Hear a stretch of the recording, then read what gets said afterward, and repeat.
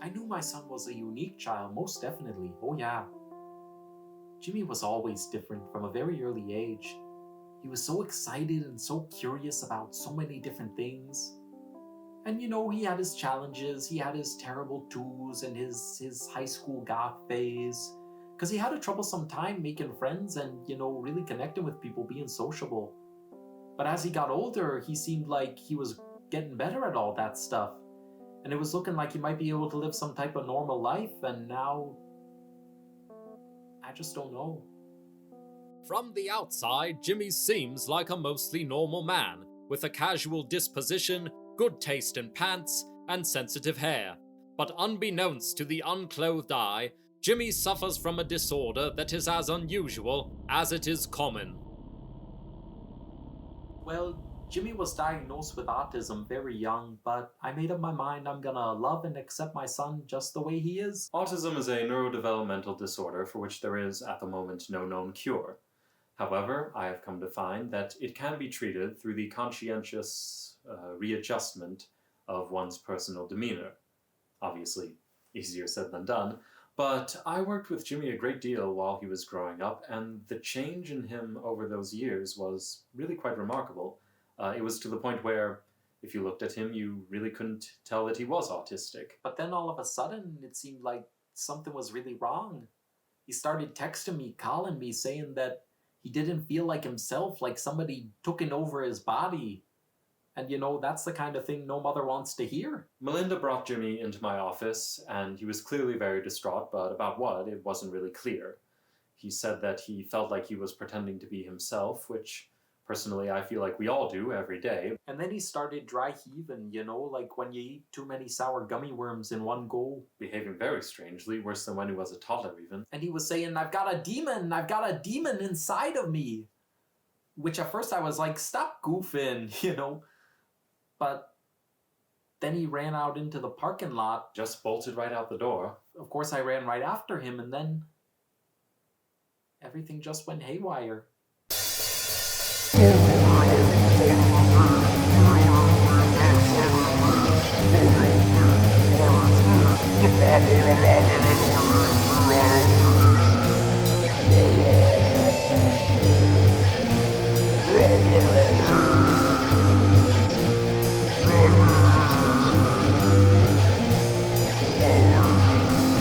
And when it was all said and done and he'd lost his lunch and rejected his breakfast and all that, he looked at me and said, I feel better now.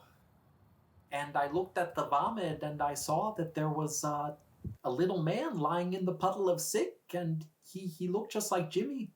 I couldn't believe it. It was like a miracle. But as Melinda was soon to find out, there is a fine line indeed between miracle and miserable. And I took them both home because, I guess I got two sons now. I gotta take care of the both of them.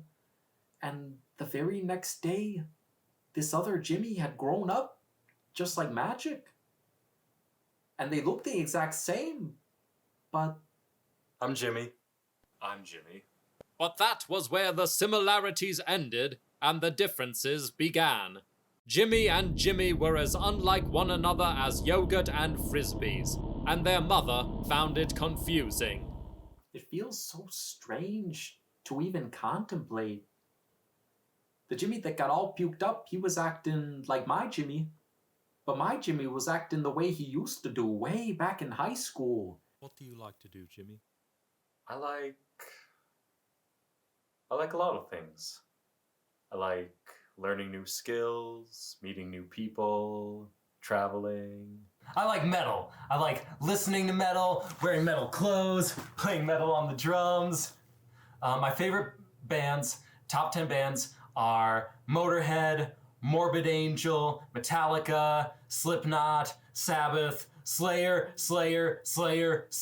and Slayer. Jimmy had changed. For better or for worse, who can say, except this man. It was one of the strangest cases of regression I have ever seen. Jimmy, that is to say the original Jimmy, had begun re-exhibiting many symptoms of autism after having successfully suppressed them for many years. I personally didn't understand the fixation with the music, but I also didn't mind it. It makes him happy, that's all that matters, in my opinion. But some other people, it didn't make quite so happy. Jimmy and Jimmy did not get along. This unusual rivalry brought new meaning to the term self-loathing, and tensions, as they often do, rose. I mean, it's cool to be passionate about a hobby, that's fine, but to like take it to the utmost levels of weirdness, like what he's doing, that's not passion, that's just obsession, and that's unhealthy. After this incident, Jimmy became less sociable, less talkative. He retreated into this sort of adolescent obsession from high school. What's that on your hand? Pentagram? Why have you got that? It's an ancient symbol designed to protect against evil. Like, everybody could use some of that. But don't people think it's strange? I mean, yeah, sometimes, but I feel different from other people, so I might as well look different too. It's more honest that way. You know, they say when you become a man, you put away childish things. Well, in this case, he had put those things away, and now he was taking them out again. To be honest, when I see him just going on and on about this stuff that he's obsessed with, I get kind of secondhand embarrassment. Why's that? Because that's who I used to be. You know, I was that guy who would just focus in on whatever he was interested in, didn't care about anything else or what anybody thought. But now I've moved past that, and I don't understand why he would want to be that way. Like, I fit in. I try really hard to be accepted by the people around me, and Why do you try to be accepted? because not being accepted can be hazardous to your health. I wish I didn't have to try so hard to be normal. But it's worth it in the end. I get to go to a good school, get a good job, live independently. And sometimes I don't even feel like I'm faking it. Like the way that I walk or the way that I talk or making eye contact with somebody, it feels genuine. I kind of trick myself a little bit. Do you think you're tricking other people? I hope so. Do you want to be accepted? Not really. Why's that? Just doesn't matter to me. But doesn't it make life difficult for you? It depends, I guess. What does their father think about all this? Well, I'm sure he loves them both a lot, but he's not really around anymore. Jimmy's father is sadly no longer with us. He's still alive, but a few years ago he started a GoFundMe for what he claimed was hip surgery, but in actuality he spent all of the money on Funko Pops, you know, those little dolls that do nothing. He had a very strong Funko Pop addiction, as it turns out, and he was indicted for fraud, and it's a very sad situation, but I discussed Jimmy's autism with him extensively before he was locked away, and I feel very comfortable speaking on his behalf. I have a puppet over here that I sometimes use in some of my sessions, and I would like for this puppet to say what I think Jimmy's father would say if he were here. Hi, I am Jimmy's dad. I love Jimmy so much, but I'm kind of worried about him. My friends always ask me, hey man, how's your kid? And I do not even know what to say. I don't know how he's gonna get a job, or get married, or buy a house, or drive a car, or do any of the things you are supposed to do when you grow up. I want my son to be happy, but I want him to be happy in a way that I can understand. I just wish he would listen to this guy right here. He knows what's best for Jimmy. Okay, I gotta go. Bye-bye. So there you have it. They say when you meet one person with autism, you've met one person with autism. But what if you meet one person with autism who happens to be two people? The mathematics would boggle the mind of Einstein. What's it feel like to you, being autistic? To me, it's just something I need to get over. And I feel like I have. I don't think I'm that weirdo who sits by himself because he doesn't know how to socially interact. That's not me. How does being autistic feel? I mean, Autism is just. So, in this scene, I was basically trying to, like, tell people what it's really like to be autistic. Uh, Specifically telling normal people how it feels. Because I think that's really the purpose of art, is to tell normal people how it feels to be different. I think my target audience for this movie is like somebody who knows nothing about autism, because then I can teach them and stuff. Because I think I really do speak for all autistic people everywhere, all of them. And I want normal people to like me a lot. I really care about their opinion of me. And I'm really proud of this scene. I think my writing is good and my acting is good, and that's all that really matters. So, yeah. Yeah, that's basically it. A person needs to be open to change in life, to difference. Humans are social creatures, and if you don't adapt, you don't survive. That's just nature's way. I don't mean like I'm antisocial or that I hate people or whatever. Like I don't. And like I can totally be social, but like the difference now is that I'm social when I feel like being social, not when I think I should be social. Do you feel comfortable being that way? Most of the time, yeah. It's sometimes difficult to make a big change in how you show yourself to the world. It can feel awkward sometimes, like it doesn't fit, but sometimes it does fit. And I know I'm going to feel better when I can look at myself and see the person I really want to be. I can't waste a lot of time anymore pretending to be somebody I'm not. I know people think I've changed or that I'm different than I was, but really I'm just becoming myself. My real self. I feel like I'm my real self right now. I believe that I am whoever I choose to be. I didn't choose to be autistic, but I chose to be this guy, you know? So that's who I am. I think, a person can be whoever they want to be, but whatever makes you the most happiest, that's your true self. At least in my opinion. I would argue that your true self consists of the barriers that you place on yourself. Repression is what separates us from the animals. 'Twas the night before Christmas, and all through the house not a creature was stirring, except Jimmy and Jimmy, who were getting ready to go to a family Christmas party. The discussion became as heated as chestnuts roasting on an open fire, and our cameras were there to capture it all.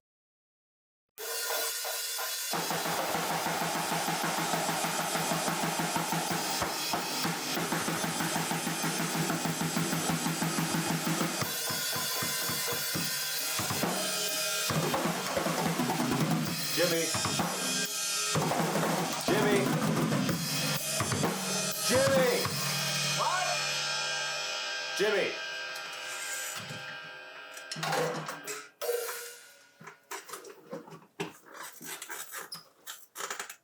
Hi, Jimmy.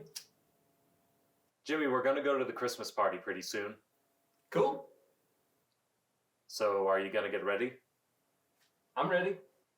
No, you're not. Yeah, I am. It's the ugly Christmas sweater party, Jimmy. You need an ugly Christmas sweater for the ugly Christmas sweater party.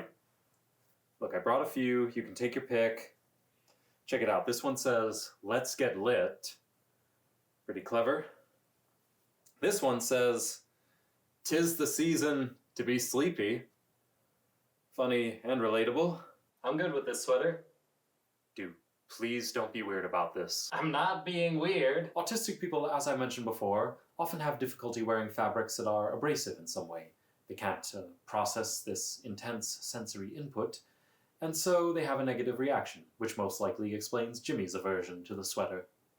Honestly, I just didn't want to wear a fucking Christmas sweater. Dude, stop trying to embarrass me. I'm not trying to embarrass you. Just take a sweater. No! Take a sweater! It's tradition!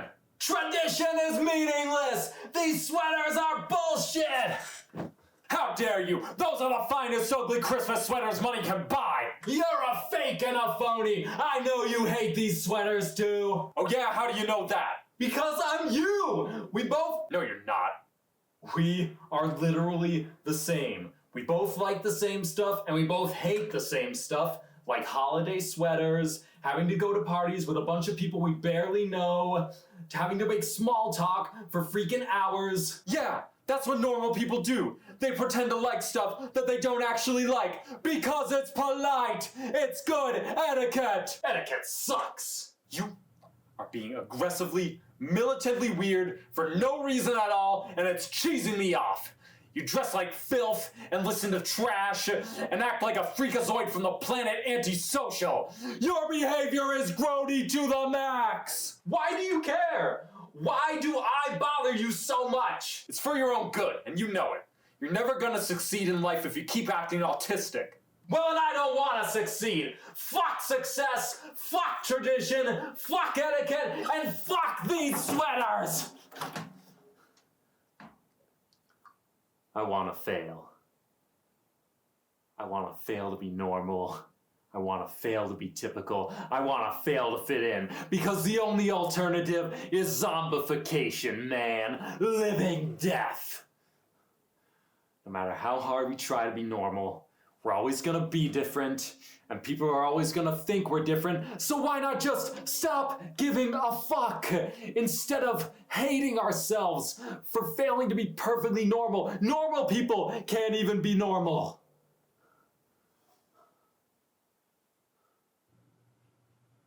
You don't know what you're talking about. You don't know what I've been through. Yeah, I do. You don't know how hard I've worked. Yeah, I do. The only thing you know is the inside of your own head. I am nothing like you. I don't even think I am autistic. You know what's really autistic? What?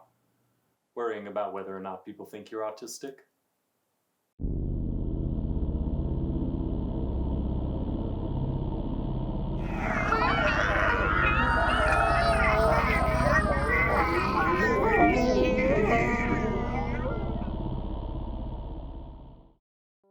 After realizing that he was in fact not a person, but an unachievable ideal, Jimmy vanished from the physical plane of existence and was transported to a dimension beyond time and space, where he founded a craft brewery. Jimmy, the real Jimmy, recently started a band with a few friends. The name of my band is Ingurgitated Putrescence. What is the message of your band? Embrace the chaos, follow your dreams, vanquish your nightmares, live forever! The doctor was perplexed, to say the least. Obviously, I'm somewhat perplexed. As for why Jimmy was briefly multiplied, none can truly say, except for this woman.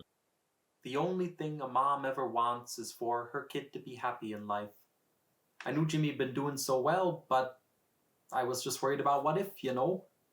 I didn't want this autism thing to be causing him any problems later on down the road, and I figured he wasn't going to be getting a lot of help out there, so I guess it was up to me. So I started doing some research, you know, looking for a cure, I guess you'd call it. But I found something else really interesting. It said that if you do such and such a ritual and chant some flim-flam by the light of the full moon, then your firstborn would be cured of whatever ailment happened to be ailing them the most. Well, that sounded pretty good to me, so I gave it a go round about the stroke of midnight. A little past my bedtime, but that's when you gotta do it, I guess. And then the next day, all these shenanigans started happening. At first I thought maybe I'd done something wrong or that I'd been hoodwinked. But then I realized that it worked perfectly. For Jimmy, it worked. I don't always understand him, and I don't know where his life is gonna lead him, but he's my son. And I love him no matter who the heck he is. Hail Satan.